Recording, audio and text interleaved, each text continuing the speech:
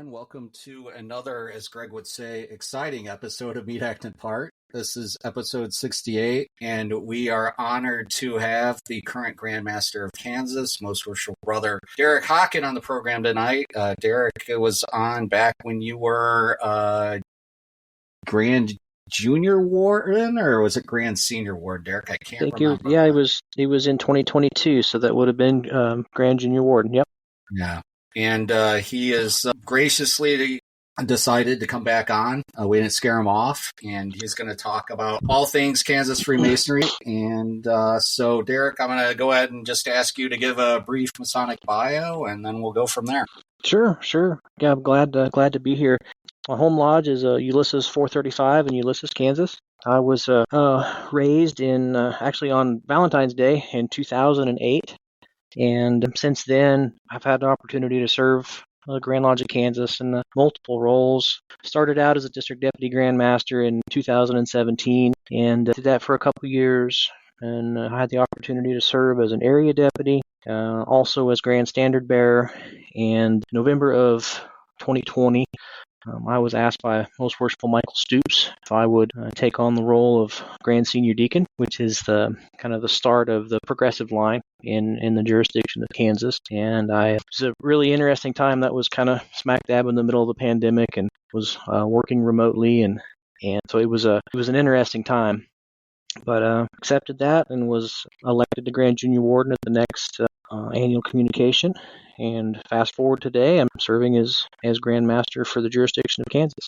That's great, Derik. To begin, I know Roger had a few questions that he was chomping at the bit to ask, so I'm going to let him go ahead and fire away, and then I'll get into it with you as well. All softballs, all right, Roger? Just softballs.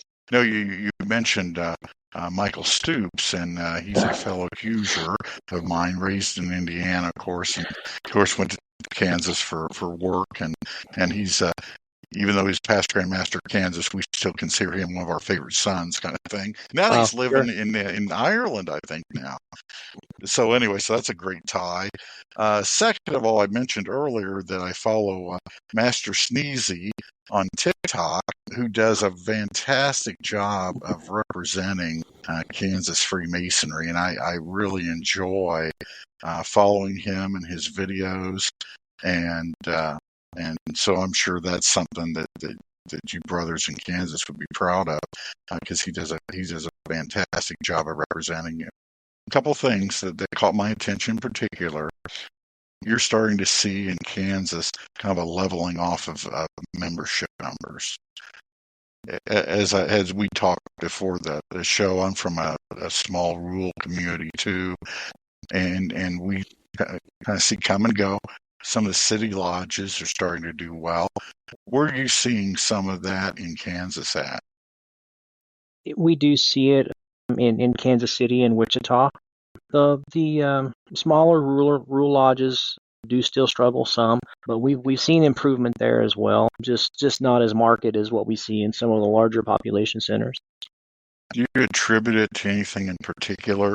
Has it just been a general, I guess, shift maybe in society, or do you think it's has there been some programs or things over the last few years? Because none of this happens overnight. Right. So what are some of the things that you think is maybe happening that you're seeing this? So, I think it is a couple of things. I know there's some societal impact there. It may be hard to gauge, but I think that's a piece of it.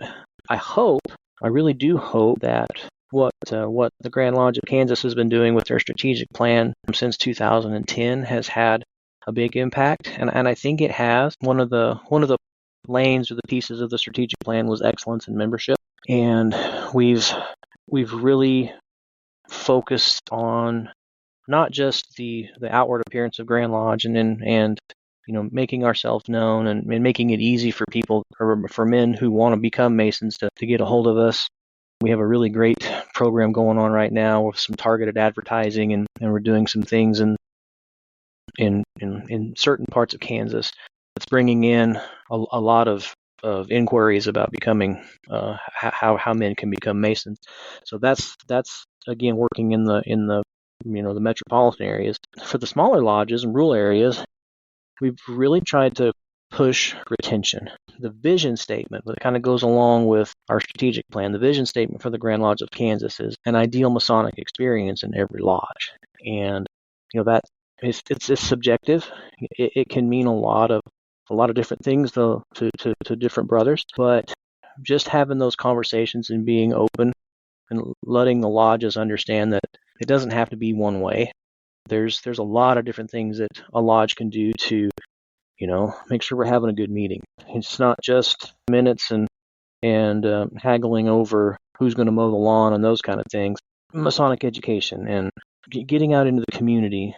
We have a really great foundation. Our Kansas Masonic Foundation has helped our lodges immensely over the last 10 years with charitable endeavors, given us an opportunity given the lodges opportunities to help raise money. We've got a matching funds program as well. So anything the lodges donate, the foundation will match those donations.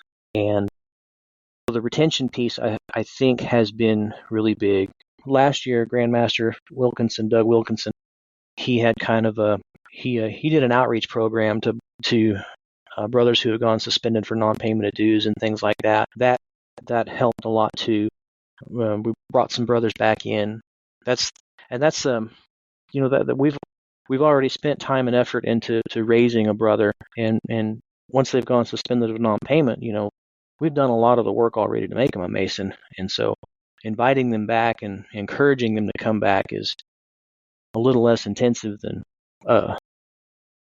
doing degrees and degree days and things like that. And so that emphasis on bringing back men who have fallen off the rolls for a multitude of reasons has paid a lot of dividends. And I think it's also changed the perspective too. It's helped kind of change the atmosphere in the lodges, where we kind of remind the masters and the secretaries and all the brothers that, hey, we need to be checking on each other. We need to be, for whatever reason, if this brother couldn't pay, or he had family things pulling away, maybe he moved away, maybe he moved to another jurisdiction, we still need to be checking on him and how you doing, and kind of revitalizing the brotherhood piece of why we do what we do. It's interesting what you're saying. I had told Darin before we got on the program, I read the note that you'd sent to us. Tell us a little bit about yourself and your program. And you used a phrase in there, and you just used it a minute ago, that I really hadn't heard much. Maybe it was about 3 years ago or so when I first really noticed I'm hearing this phrase, and I hear it more often, is the Masonic Experience.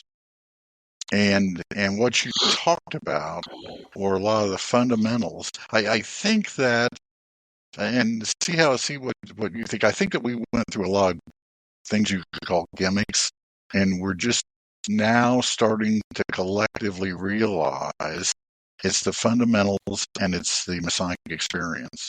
I've been a Mason for long decades, and I want to get something out of this too. I want to get an experience out of this too. Tell me I guess, are you seeing that kind of idea? It sounds like it is starting to catch on and becoming more of the practice in Kansas of giving a man an experience that he cannot get anywhere else. Yes. Yeah, and kind of changing hearts and minds a little bit about, where we've been hasn't necessarily gotten us where we want to be. But and the tides of society sometimes are a hard thing to keep up with, and so I think we're no different than a lot of other organizations. But I do think, and to your point about some of the gimmicky things, we know there's an issue, and sometimes we create solutions for problems that maybe weren't really the whole problem. When we look at things sometimes on a surface level, it's like, we're a little more reactionary. And I think taking on the strategic plan has helped us kind of settle down a little bit. And so that it was a bit of a mindset shift as well to help with the perspective. So I think that's, and I'll try not to go back and drone on about our strategic plan too much, because it's a huge part of what we're doing in Kansas. But we've learned too that it's more about the tools and the resources that we have built that are based on the strategic plan that are really applicable to the lodges to roll out, help the lodges with an ideal Masonic experience, Sure. No, tell me a little bit about your plan. I would be interested in hearing about it. So they initiated that in around 2010, and they went out and they built some focus groups. So they were pretty intentional about making sure to select brothers who were not really associated with the workings of Grand Lodge. So no Grand Lodge officers, no area district deputies, no committee members, anything like that. Just brother Masons from around the state. And brought them all in to, I think that was done in McPherson, kind of the central part of the state, and just really asked some intentional questions. And from the feedback sessions and the questions that were asked, the strategic planning team at that time essentially built what became our strategic plan. It's 3 lanes. It's excellence in membership, excellence in esoteric work, and excellence in communications. And so all those lanes were directly from the craft. It was, hey, what you tell us what's broken, and we'll start working on a plan and formulating a way to fix it. And so, and beyond from there, it's continued to grow. I'm really thankful for all the past Grandmasters and all the elected Grand Lodge officers that have come before us, because they had the discipline and the diligence to stay with it. It's had bumps along the way. Anytime you dive off into a program like that, I'm sure there's a certain amount of trepidation and, hey, is this going to work? Hey, did we set it off right? Did we really do the right things? And now we've progressed along enough, and we've seen some success, and now we're beginning. We have another iteration of a strategic planning committee, and we're actively taking feedback and making some tweaks. So our Deputy Grandmaster Dave Hendricks is leading that committee right now. So yeah, that's the strategic plan: excellence in membership, excellence in esoteric work, and excellence in communication. Okay. How big is your Grand Lodge? We've got around 11,500 members, and between 8,000 and 9,000 of those are actual Kansas residents. Okay. Now, does your Grand Lodge, because every Grand Lodge, of course, does things a little different, what is the manner of proficiency that you have in Kansas? So the phrase that's used is suitable proficiency, and I think it is left a little bit to the discretion of the lodges and the brothers who are mentoring candidates that are coming through. So you'll hear a wide variety. Some lodges have a tradition. Some lodges, the proficiency is given with a committee of 3. Some of them it's given at the altar and open lodge. Some, it's done with just a mentor. So a variety of different ways. My Grand Lodge, Indiana, we have what's a minimum standard of some basics, and then what we call working knowledge, and then a lodge can go farther. It's up to their discretion how they do it. It's the same way. Now, does your Grand Lodge, do you utilize one-day classes, things like that? We do.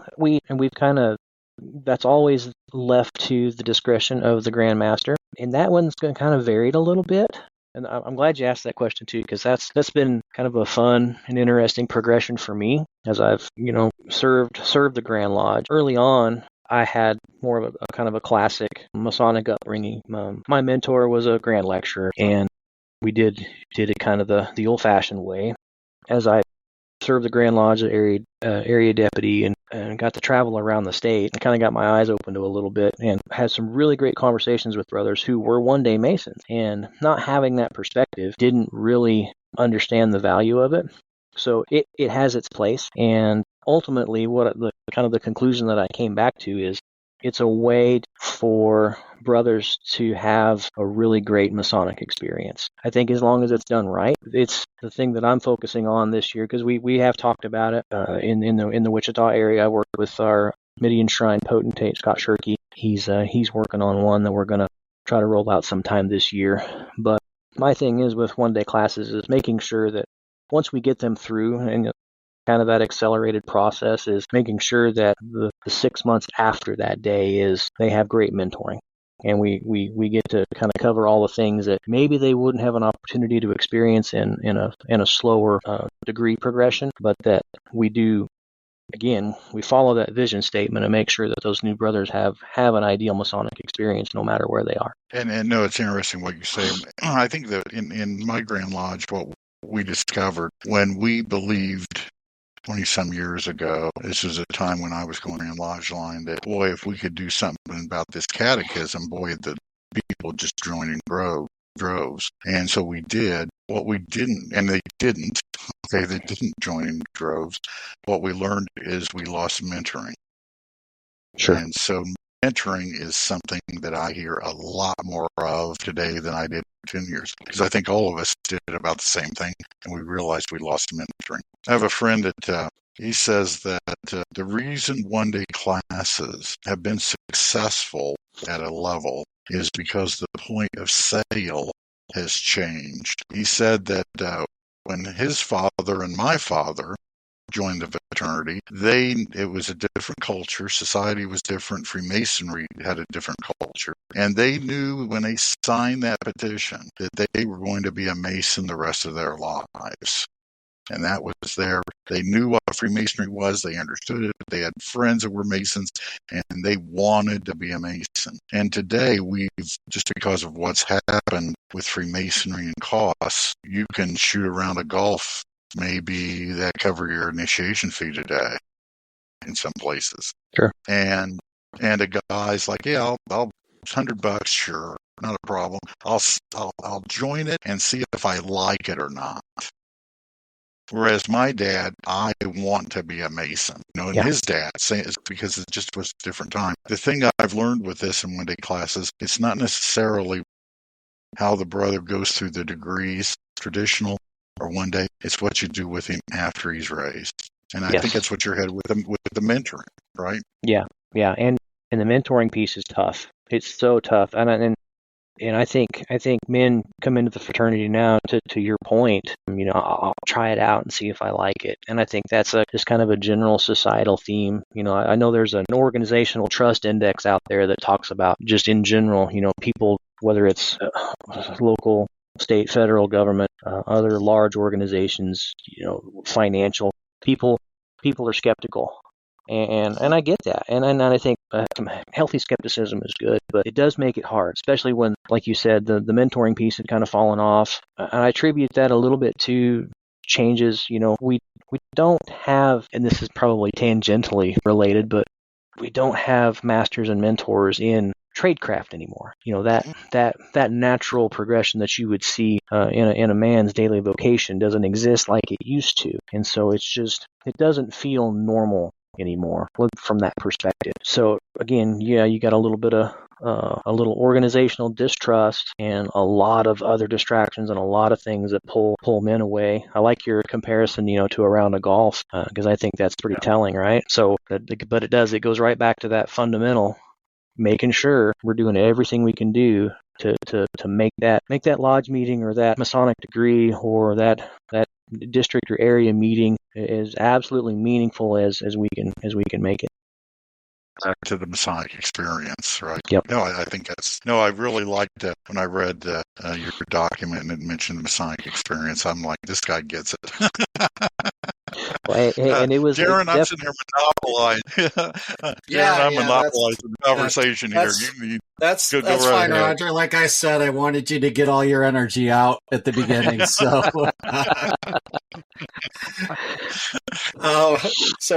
what I really liked, Derik, is your personal theme that you said for this year is focusing on time. And in reading it, it really struck me personally because I'm currently in a situation along with Greg, who going to be here tonight with us, but got a lodge that we both belong to. And what really struck me was, you speaking about time and energy and kind of, you don't specifically say a responsibility, but I think you say it without saying it, that when you take your oaths, going through the degrees and listen to the charges, at least here in Illinois, there's, this idea of, responsibilities and your duties as a Mason, attending lodge, so on and so forth. And I think that, especially in our current crazy busy world, a lot of that gets lost. And, one of the things that I see as an issue for Freemasonry and other, fraternal organizations is that societally, there's just a lot of societal apathy. That, these groups and organizations that once meant something to a community no longer hold any value to that community. And, I think part of that is the responsibility of the Masonic Lodge to be active and have its membership active in the community. And the situation that we're currently in is part of that because, Greg and I put energy into it. Some of the other brothers do, but it's not a united front of all the brothers in the lodge. So I guess speaking of what Roger was mentioning with, the one-day classes, so on and so forth, here in Illinois, we have basically kind of two programs. We have something that's called a Blue Lightning, which will confer the second and third degrees in a day. And then we'll have a Grandmaster's Fest, which will, confer all 3 degrees in a day. And, to your point about retaining brothers from that, we had just raised somebody at St. Joe. We did his EA degree, and then there was a Blue Lightning, and he really wanted to become a Mason, and got him registered for the Blue Lightning. He did his second and third degrees. And now we've not seen him back at Lodge, regardless of, reaching out to him and trying to get him back. And I think we see that across the board. So it really, really, really struck home, you talking about, time and Masonry being a time investment. I know it's cliche, but I often have heard, and, I remember going through my degrees, I was told, you get out of Freemasonry what you put into it. And I think to a certain extent, that's very much true. The more energy, the more passion, the more that you put into Freemasonry, the greater the return. But I think that that's a philosophy that few and far of our brethren take. So I guess that question I would ask you is how would you, or how do you think you should, as Grandmaster of Kansas, kind of address maybe these issues where you have brothers that are going through degrees but not showing back up at the lodge? I mean, I know it probably goes back to that Masonic experience, but No, that I said no softballs at the beginning. This is a tough one. Sorry, I threw you a fastball there. Sorry. No, but and I don't know that I necessarily do have a real concise answer. But the one thing I do love, though, I love to talk about these kinds of things because there's no one single Mason as an individual has the answer to this, and the only way we do find those opportunities and ways to fix those things is to have conversations like this and talk through those things, because somebody's going to listen to this podcast and they're gonna be able to hear the conversation that we're about to have, and maybe they're gonna take little bits and pieces out of that help them at their lodge, or maybe they're struggling with their why do I go back, what is my, why am I a Mason, what am I doing here, what is this all about? And I think being vulnerable and saying, I'm not sure, I don't know that I have the answers, but let's talk about it. That's a huge step right there. Just being able to have a dialogue and break down barriers a little bit, because it's very easily to get wound up in analysis paralysis, because I think most men that join Freemasonry, they at their core, they love it, and for different reasons. And I don't think any Mason wants to see lodges that can't have a quorum, or poor attendance at community functions for certain things, or when you get pulled away and pulled in multiple directions, that you've got a brother that's covering an event, and he just got off a 12-hour shift, but he's there, just being open and saying, hey, it's okay.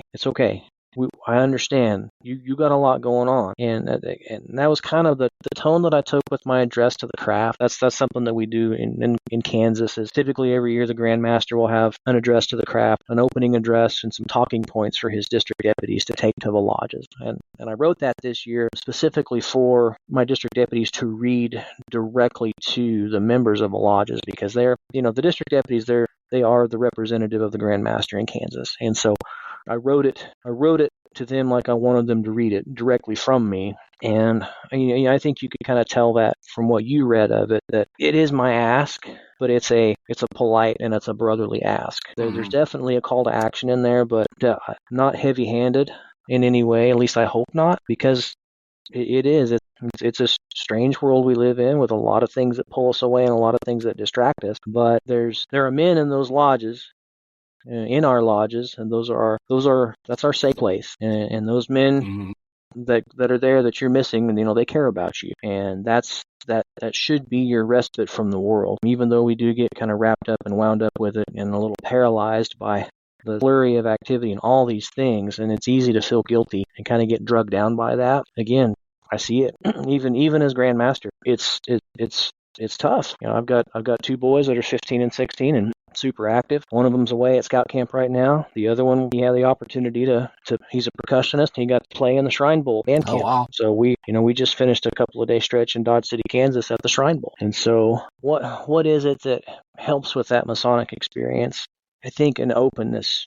And we get in a bubble sometimes where we're comfortable and about how we kind of perceive the Masonic experience. I know I did.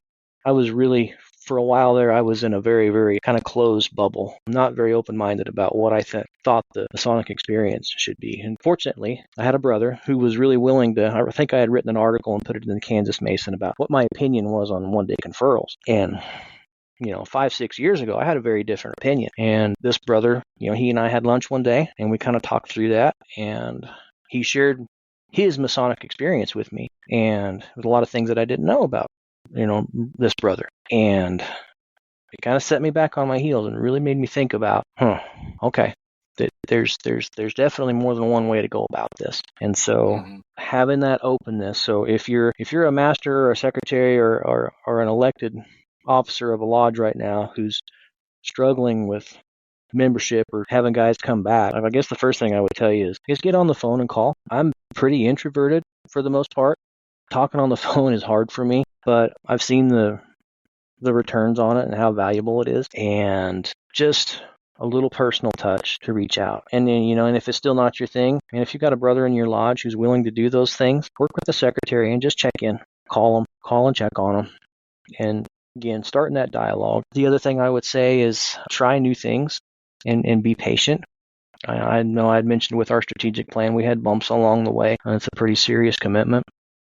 And if the same old things that you've been doing at your lodge aren't working, whether it's fundraising or membership or your ritual proficiency, there are a ton of resources out there. Within every Grand Lodge jurisdiction, I know there's a lot of brothers that would be totally willing to help answer the whole gamut of questions around, hey, what can we do differently here? And that's the one thing too that I've found through my years of service with the Grand Lodge is nobody walks alone, and we solve so many things. We come up with better solutions together because we have a dialogue, and we can talk openly about things and crack open those ideas that we probably wouldn't have just kind of stomping around the house being frustrated about how things are. Yeah, I really like what you said, Grandmaster, about retention and reaching out. The reason why I was raised when I was 21, that was our law at the time. I was not active for at least 5 years. It was 5 years, I think, before I got active. I rarely went to lodge or anything. And it wasn't one brother. It would be just every now and then I'd run across a brother who would say, boy, you need to come to lodge.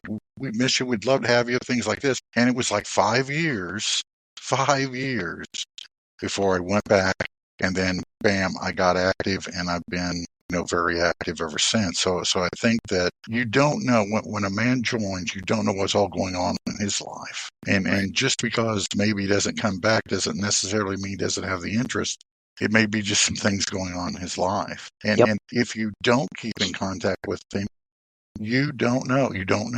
Maybe it will take a few years. He comes back, and then, it becomes a real strong part of his life. And I think that you're bringing up some very valid points, not just the idea of truly practicing brotherhood. And then that's basically what you're saying in your themes of that. Yeah. I like that, and maybe this is because the size of your jurisdiction's smaller and you have to have more personal touch, not to besmirch my grand jurisdiction, but I feel sometimes that we have an embarrassment of riches, so to speak, in terms of membership. We've got 40,000-ish members. Now, I know we probably cook the books a bit with, counting people that have plurals, honoraries, etc., separate memberships, but we still have a lot of membership in Illinois, and I often kind of feel that sometimes I get the feeling, and this is just not anything they're doing, but more of a just gut feeling that,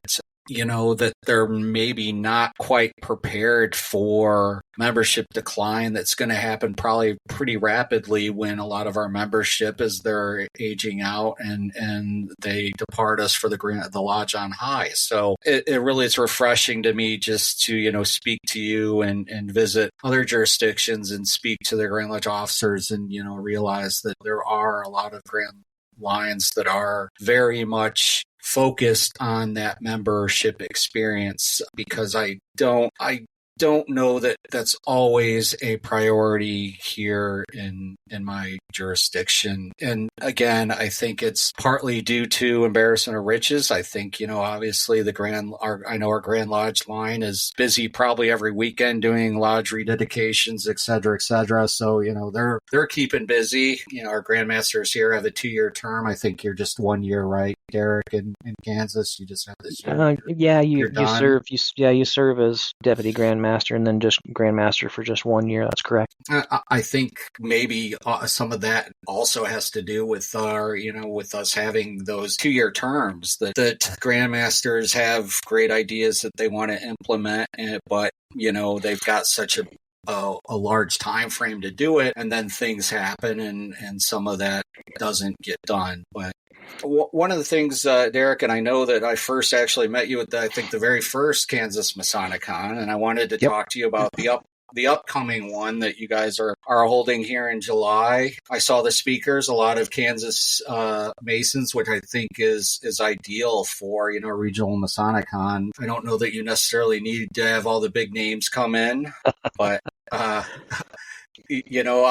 will say in the future, if you ever want me to come out and speak, I'm more than happy to. So just get a hold of me and we'll plan something out. But, our good friend of the program, Steve Harrison's gonna be there, and his book is really, really, I think, just a great work. The latest book that he's probably going to talk about regarding the Morgan affair. I saw, some past masters, I think, on there as well. So I think it's going to be a good event, but why don't you just kind of give an overview of it and tell us maybe what you're looking forward to the most at that event? I've always liked the variety of topics. Oh gosh, it's slipping my mind right now. Oh, Brother Chad Kopinski, I really enjoyed his presentation last year, kind of around the hero's journey and tying in elements of, there was a little bit of a beginning conversation around Stoicism and how Stoicism relates back to Freemasonry. That was kind of a fun conversation last year. And it is just a great time to visit. I like the atmosphere too, because it's much more relaxed, and Alex knocks it out of the park every year, right?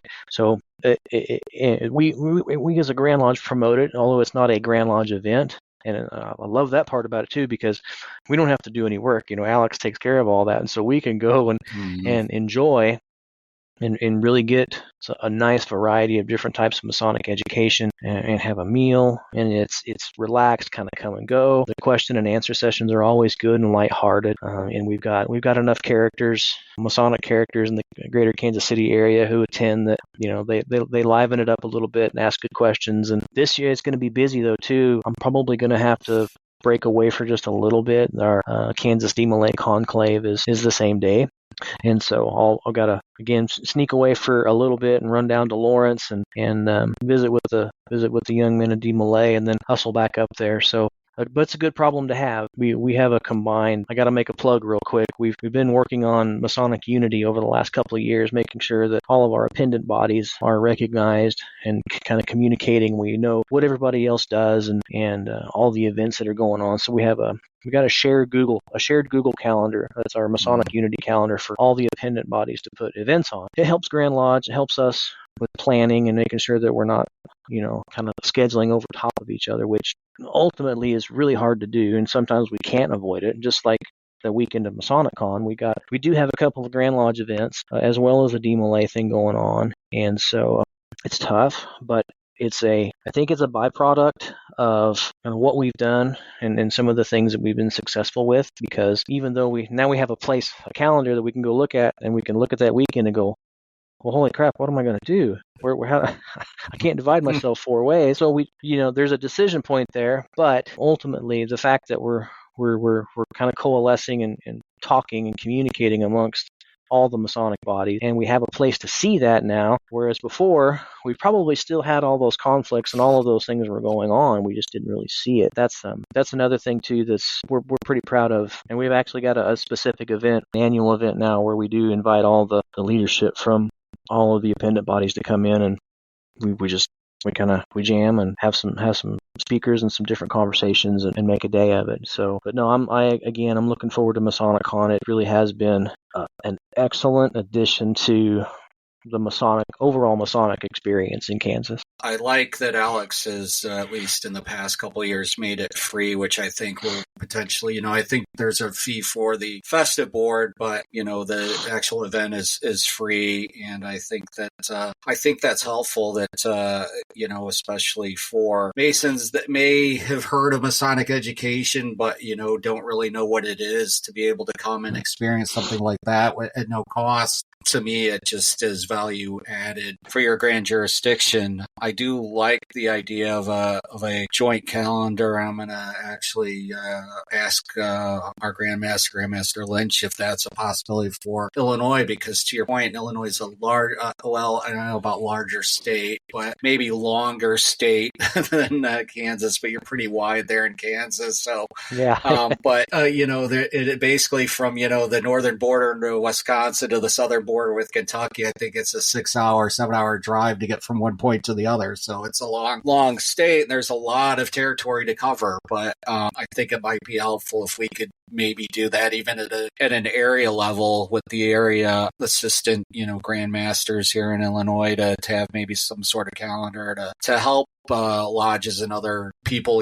plan events, because to your point, there's always something happening. It seems multiple things happening on weekends. So I think that's a great idea. I did have one quick follow-up. You'd mentioned that you were doing targeted ads. Are those social media ads? Are you doing like television ads? What are you doing ad-wise to help?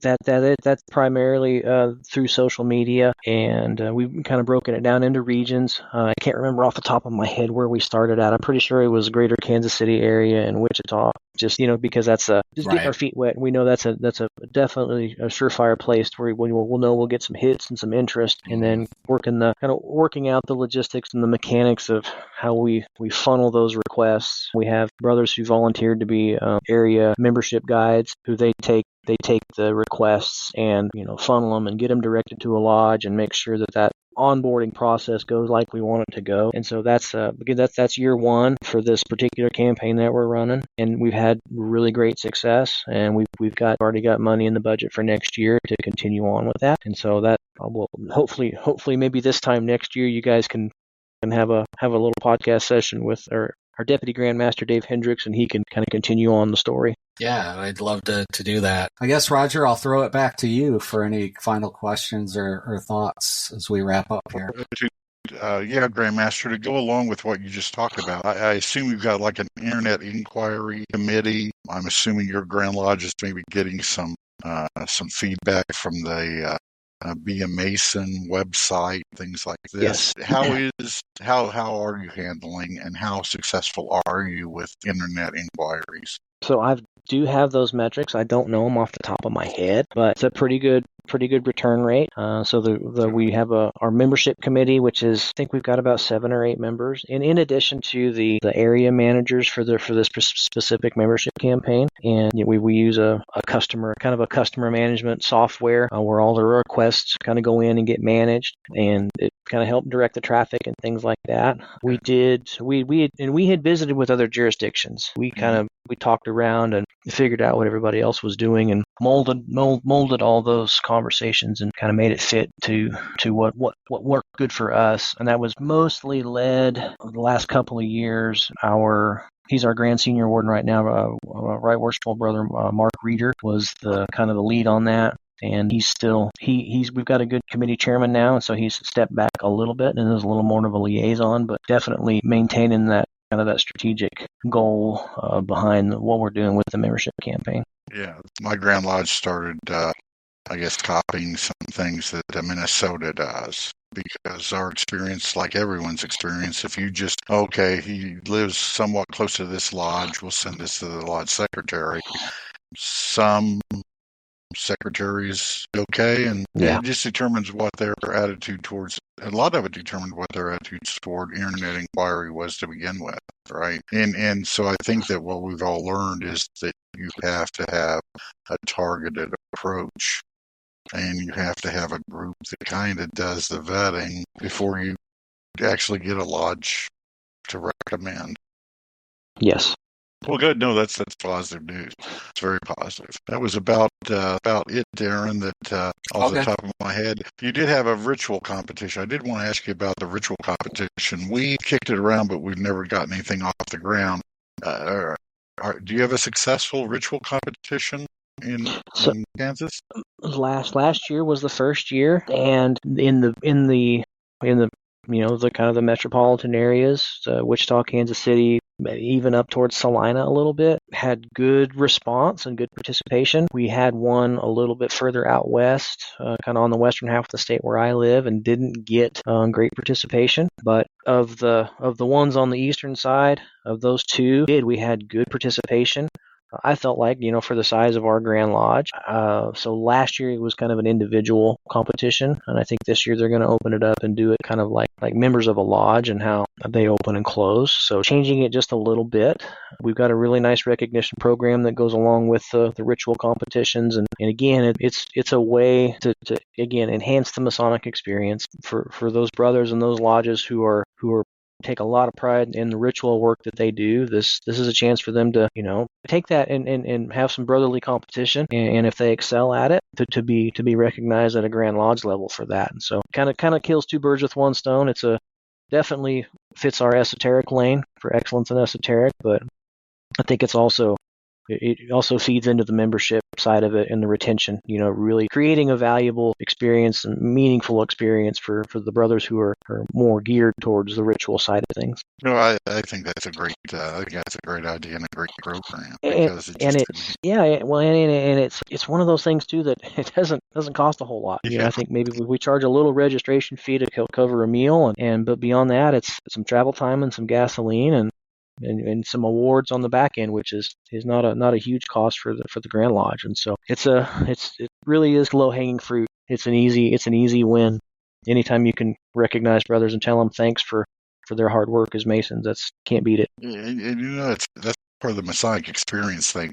If there's one thing that we really do well, it is recognizing people that do work hard. We really do a good job of either awards or maybe honorary organizations or things like this, of saying we appreciate you. And I don't think sometimes we realize how good of a job as a fraternity. I think that we really do appreciate a brother that gives it his all. Yeah, you're right. I think that's a good observation. I agree. In Illinois, they've been trying to launch ritual competition lodges, basically opening 1, 2, 3 and receiving the district deputy grandmaster and being proficient at that, because unfortunately there are a lot of lodges that struggle even doing that. Yes. But, I think back to your point of mentoring, I think, part of it is that.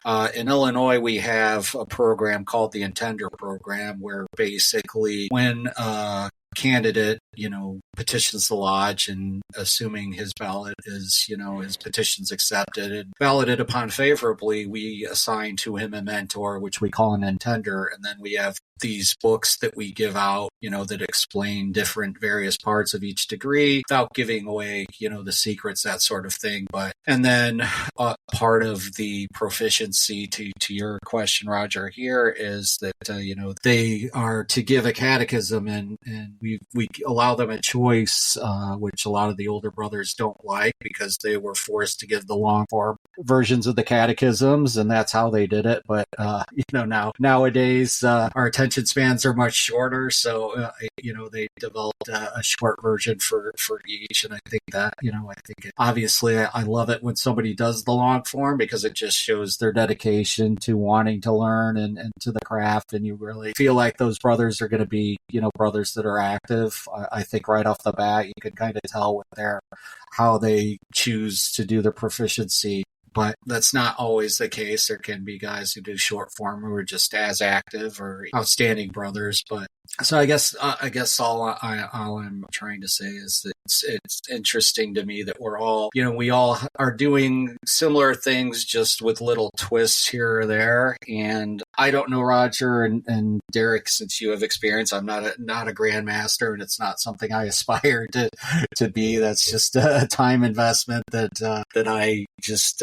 at this point in my life don't have. Maybe that'll change at some point. But is there discussion at the Conference of Grandmasters about more uniformity to some of these things across jurisdictions? Because I think that there are a lot of things that are jurisdictional, the differences in ritual, so on and so forth. But I think that there's also some things where I think that Grand Lodges could benefit from looking at programs that are successful in other jurisdictions and kind of borrowing them or uniformly maybe rolling out something. So I guess out of just curiosity, is that something that's often discussed, or is it shied away from just because you don't want to get in the jurisdictional shouting match? Go ahead, Roger. My experience with the Conference of Grandmasters is that, yes, but it takes time. The fraternity moves slowly, which when I was in my younger days was frustrating. As I've gotten older, I realized that it's one of those things of the old saying of the mills of the gods grind slowly, but they grind exceedingly fine. As I was saying, one of the first times I heard the phrase "the Masonic Experience" was at a Grandmasters conference. I don't know, 3-5 years ago, something like this. And you've got Grandmaster Derik here that. It's part of it's part of Kansas now, right? Mm-hmm. And that's my experience with the Grandmasters conference. Is yes, conversations happen like this. There's presentations about things like this. But as I often say, that the guy at the Grandmasters conference that truly should be the sponge is the senior Grand Warden, junior Grand Warden. Yeah. Okay. Derik, you know what I'm saying. When you're Deputy Grandmaster and you go there, you've got a lot of your stuff put together. When you're Grandmaster and you go there, you're done. Literally, you're done. You're done. It is, if anything, it should be mandatory that every Grand Lodge bring their Deputy Grandmaster and their Grand Wardens along, especially as Grand Lodges where the Grand Wardens are part of a progressive line, because those are the brains you want to start getting into. Nobody has yet to come up with a magic bullet, but I think we're getting better. I think this conversation with you Grandmasters shown that we're getting better, but it just takes time, and that's not necessarily a bad thing. And you don't want, like this whole thing about membership leveling off. You'll see it slowly, and you'll see more and more Grand Lodges level off, saying, hey, we're leveling off. And then you'll start seeing a few Grand Lodges saying, hey, we're starting to grow a little bit. And it will be some of the smaller Grand Lodges. It won't necessarily be the places that you think it would hit, like New York or California. But when New York and California start taking off, then for those of us through the Midwest, it's Katie bar the door. Because that's kind of how trends and change and things like that happen. So that's kind of the thing about the Grandmasters Conference is, there's those conversations go on.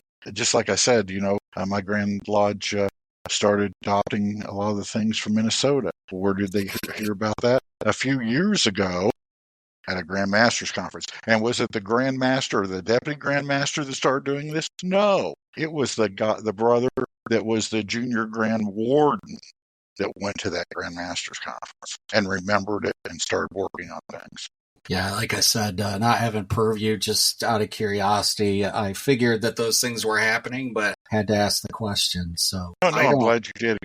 Yeah. A lot of people have a misunderstanding about the way the Grandmaster's Conference works. I think for the average Mason, there's somewhat of a mystique around it that, that we need to maybe demystify more, and Grand Lines maybe need to demystify more because, I just, obviously I know what it is. I know you're a part of it, Roger. I know you're on the Masonic Renewal Committee there. So, I know these things, but overall, I've, again, never experienced it and probably never will. But just, curiosity gets the best of me. And I, as I lay awake worrying about the future of Freemasonry at night, sometimes these things creep into my head. So I appreciate you taking time to answer the question. Sure. Well, that's a great. I give a perfect example about the Masonic Renewal Committee. Our formula is on Sunday afternoon, we have a meeting. We invite the Grandmasters to come and hear about what we're working on. But often we'll give anywhere from 2 to 4 presentations. And our goal is we don't care if a Grandmaster comes or not. If a Deputy Grandmaster comes, that's okay. We want the wardens to show up. That's who we want to be talking to. No, that's good. Because they're the guys that are just starting to look for what am I going to do when I get in the hot seat. Absolutely. Darin, you bring up a really great point, and I think that's something that fits really well in Kansas for our strategic plans, excellence, and communication is, we should demystify that. We probably should drag along some equipment and maybe do a little Grandmaster's address or something like that while we're in, is it Chicago coming up this next year? Yes, it's in Chicago, so. Yeah, and share that with the craft. Again, like you said, you nailed it, right? You got to demystify that, those secret squirrel meetings. So I think it would go a long way just for the average Mason to kind of understand, hey, that there is this meeting that all the Grandmasters and Grand Lines are getting together and they're talking about, the future of Freemasonry and things that are working for them, not working for them, and that there's, some sort of action that's happening behind the scenes, because I think that, again, Freemasonry is local, but what happens at those meetings, can directly affect the local lodge. So I think it's important that the local lodge is aware that, these types of conversations are happening, and again, demystifying that. So, I appreciate again the you answering the question, Roger. I don't have anything else for Derik. I don't know, Roger, if you have anything else. No, I don't. This has been a great conversation. I appreciate the opportunity to learn and a little bit more about Derik, and especially learn a lot more about the Kansas Freemasonry. I was thinking to myself, boy, when I get on TikTok, see Master Sneezy's post, I've got to tell him, hey, I met your Grandmaster, and you do a great job representing Kansas. Very good. All right. Well, Greg just sent me a text apologizing for not being able to make the podcast. So we'll make fun of him next time we meet for the podcast, Roger, to make sure that he feels great shame for missing the recording. I just, Derik, want to thank you for your time. Just so happy to, just have a chance encounter with you and know that you're a fan of the podcast, and to be able to have you on is our great honor. So I appreciate you taking the time out of your busy schedule to chat with Roger and I. Absolutely. I appreciate the invite. And, this is, we said it earlier, these kind of conversations are very valuable. So you brothers have forwarded my Masonic experience tonight, and then I hope this conversation has done the same for you. So thank you. Yeah, it absolutely has. So, again, I appreciate you just being, forthright and just being you're a very humble individual, Derik, and I appreciate that about you, because there are some Grandmasters that once they get that title, a little bit of ego, comes into play. So it's nice to meet those that really are, in it for the leadership and don't have any of the other things that can sometimes come into the title and the apron and so on and so forth. So, well, I'm not done yet, but I'll do my best to keep it humble. All right. Fair enough.